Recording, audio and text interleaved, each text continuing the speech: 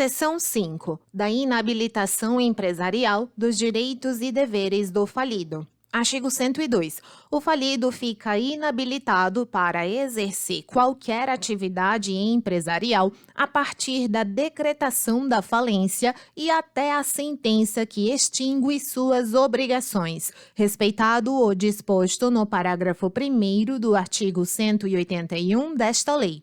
Parágrafo único. Findo o período de inabilitação, o falido poderá requerer ao juiz da falência que proceda à respectiva anotação em seu registro.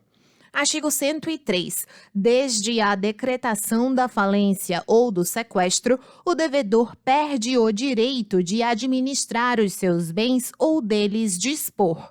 Parágrafo único. O falido poderá, contudo, fiscalizar a administração da falência, requerer as providências necessárias para a conservação de seus direitos ou dos bens arrecadados e intervir nos processos em que a massa falida seja parte ou interessada, requerendo o que for de direito e interpondo os recursos cabíveis. Artigo 104. A decretação da falência impõe aos representantes legais do falido os seguintes deveres. Inciso 1. Assinar nos autos, desde que intimado da decisão, termo de comparecimento, com a indicação do nome, da nacionalidade, do estado civil e do endereço completo do domicílio, e declarar para constar do referido termo diretamente ao administrador judicial, em dia, local e hora por ele designados, por prazo não superior a 15 dias após a decretação da falência, o seguinte: alínea A. As causas determinantes da sua falência, quando requerida pelos credores. B. Tratando-se de sociedade, os nomes e endereços de todos os sócios, acionistas, controladores, diretores ou administradores, apresentando o contrato ou estatuto social e a prova do respectivo registro, bem como suas alterações. C. O nome do contador encarregado da escrituração dos livros obrigatórios. D. Os mandatos que porventura tenha outorgado, indicando seu objeto, nome e endereço do mandatário. E. Seus bens imóveis e os móveis que não se encontram no estabelecimento. F. Se faz parte de outras sociedades, exibindo o respectivo contrato. G. Suas contas bancárias, aplicações, títulos em cobrança e processos em andamento em que for autor ou réu. Inciso 2. Entregar ao administrador judicial os seus livros obrigatórios e os demais instrumentos de escrituração pertinentes, que os encerrará por termo. 3. Não se ausentar do lugar onde se processa a falência sem motivo justo e comunicação expressa ao juiz, e sem deixar procurador bastante, sob as penas cominadas na lei. 4. Comparecer a todos os atos da falência, podendo ser representado por procurador, quando não for indispensável sua presença. 5. Entregar ao administrador judicial para a arrecadação todos os bens, papéis, documentos e senhas de acesso a sistemas contábeis, financeiros e bancários, bem como indicar aqueles que porventura estejam em poder de terceiros. 6. Prestar as informações reclamadas pelo juiz, administrador judicial, credor ou Ministério Público sobre circunstâncias e fatos que interessem à falência. 7. Auxiliar o administrador judicial com zelo e presteza. 8. Examinar as habilitações de crédito apresentadas. 9. Assistir ao levantamento, à verificação do balanço e ao exame dos livros. 10. Manifestar-se sempre que for determinado pelo juiz.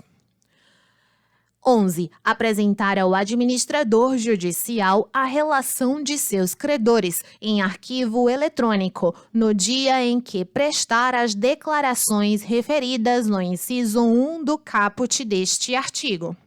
12. Examinar e dar parecer sobre as contas do administrador judicial. Parágrafo único. Faltando ao cumprimento de quaisquer dos deveres que esta lei lhe impõe, após intimado pelo juiz a fazê-lo, responderá o falido por crime de desobediência. Seção 6. Da falência requerida pelo próprio devedor.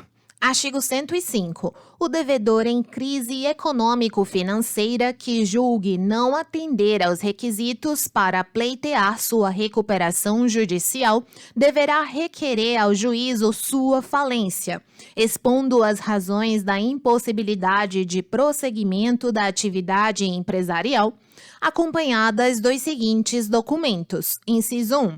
Demonstrações contábeis referentes aos 3 últimos exercícios sociais e as levantadas especialmente para instruir o pedido, confeccionadas com estrita observância da legislação societária aplicável e compostas obrigatoriamente de: a linha A, balanço patrimonial. B, demonstração de resultados acumulados. C, demonstração do resultado desde o último exercício social. D, relatório do fluxo de caixa. Inciso 2. Relação nominal dos credores, indicando o endereço, importância, natureza e classificação dos respectivos créditos. 3. Relação dos bens e direitos que compõem o ativo com a respectiva estimativa de valor e documentos comprobatórios de propriedade. 4. Prova da condição de empresário, contrato social ou estatuto em vigor ou, se não houver, a indicação de todos os sócios, seus endereços e a relação de seus bens pessoais. 5. Os livros obrigatórios e documentos contábeis que lhe forem exigidos por lei. 6. Relação de seus administradores nos últimos 5 anos, com os respectivos endereços, suas funções e participação societária. Artigo 106. Não estando o pedido regularmente instruído, o juiz determinará que seja emendado. Artigo 107. A sentença que decretar a falência do devedor observará a forma do artigo 99 desta lei. Parágrafo único. Decretada a falência, aplicam-se integralmente os dispositivos relativos à falência requerida pelas pessoas referidas nos incisos 2 a 4 do caput do artigo 97 desta lei. Seção 7. Da arrecadação e da custódia dos bens. Artigo 108. Ato contínuo à assinatura do termo de compromisso, o administrador judicial efetuará a arrecadação dos bens e documentos e a avaliação dos bens, separadamente ou em bloco, no local em que se encontrem, requerendo ao juiz, para esses fins, as medidas necessárias. Parágrafo 1º. Os bens arrecadados ficarão sob a guarda do administrador judicial ou de pessoa por ele escolhida, sob responsabilidade daquele, podendo o falido ou qualquer de seus representantes ser nomeado depositário dos bens. Segundo, o falido poderá acompanhar a arrecadação e a avaliação. Terceiro, o produto dos bens penhorados ou por outra forma apreendidos entrará para a massa, cumprindo ao juiz deprecar, a requerimento do administrador judicial, as autoridades competentes, determinando sua entrega. Quarto, não serão arrecadados os bens absolutamente impenhoráveis. Quinto, ainda que haja avaliação em bloco, o bem objeto de garantia real será também avaliado separadamente, para os fins do parágrafo 1º do artigo 83 desta lei. Artigo 109. O estabelecimento será lacrado sempre que houver risco para a execução da etapa de arrecadação ou para a preservação dos bens da massa falida ou dos interesses dos credores. Artigo 110. O auto de arrecadação, composto pelo inventário e pelo respectivo laudo de avaliação dos bens, será assinado pelo administrador judicial, pelo falido ou seus representantes e por outras pessoas que auxiliarem ou presenciarem o ato. Parágrafo 1º. Não sendo possível a avaliação dos bens no ato da arrecadação, o administrador judicial requererá ao juiz a concessão de prazo para a apresentação do laudo de avaliação, que não poderá exceder 30 dias, contados da apresentação do auto de arrecadação. Segundo, serão referidos no inventário, inciso 1, os livros obrigatórios e os auxiliares ou facultativos do devedor, designando-se o estado em que se acham, número e denominação de cada um, páginas escrituradas, data do início da escrituração e do último lançamento, e se os livros obrigatórios estão revestidos das formalidades legais. 2. Dinheiro, papéis, títulos de crédito, documentos e outros bens da massa falida. 3. Os bens da massa falida em poder de terceiro, a título de guarda, depósito, penhor ou retenção. 4. Os bens indicados como propriedade de terceiros ou reclamados por estes, mencionando-se essa circunstância. Parágrafo 3º. Quando possível, os bens referidos no parágrafo 2º deste artigo serão individualizados. 4. Em relação aos bens imóveis, o administrador judicial, no prazo de 15 dias após a sua arrecadação, exibirá as certidões de registro, extraídas posteriormente à decretação da falência, com todas as indicações que nele constarem. Artigo 111.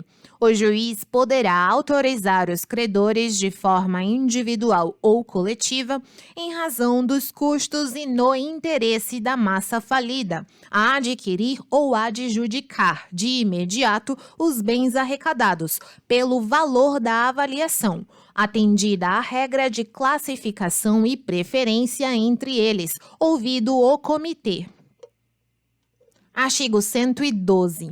Os bens arrecadados poderão ser removidos, desde que haja necessidade de sua melhor guarda e conservação, hipótese em que permanecerão em depósito sob responsabilidade do administrador judicial, mediante compromisso. Artigo 113. Os bens perecíveis, deterioráveis, sujeitos a considerável desvalorização ou que sejam de conservação arriscada ou dispendiosa, poderão ser vendidos antecipadamente, após a arrecadação e a avaliação, mediante autorização judicial, ouvidos o comitê e o falido no prazo de 48 horas. Artigo 114. O administrador judicial poderá alugar ou celebrar outro contrato referente aos bens da massa falida, com o objetivo de produzir renda para a massa falida, mediante autorização do comitê. Parágrafo 1º. O contrato disposto no caput deste artigo não gera direito de preferência na compra e não pode importar disposição total ou parcial dos bens. Segundo, o bem objeto da contratação poderá ser alienado a qualquer tempo, independentemente do prazo contratado, rescindindo-se sem direito à multa o contrato realizado, salvo se houver anuência do adquirente. Artigo 114-A. Se não forem encontrados bens para serem arrecadados, ou se os arrecadados forem insuficientes para as despesas do processo, o administrador judicial informará imediatamente esse fato ao juiz que, ouvido o representante do Ministério Público, fixará, por meio de edital, o prazo de 10 dias para os interessados se manifestarem. Parágrafo 1º. Um ou mais credores poderão requerer o prosseguimento da falência desde que paguem a quantia necessária às despesas e aos honorários do administrador judicial, que serão considerados despesas essenciais nos termos estabelecidos no inciso 1A do caput do artigo 84 desta lei. Segundo, decorrido o prazo previsto no caput sem manifestação dos interessados, o administrador judicial promoverá a venda dos bens arrecadados no prazo máximo de 30 dias para bens móveis e de 60 dias para bens imóveis e apresentará o seu relatório, nos termos e para os efeitos dispostos neste artigo. Terceiro, proferida a decisão, a falência será encerrada pelo juiz nos autos.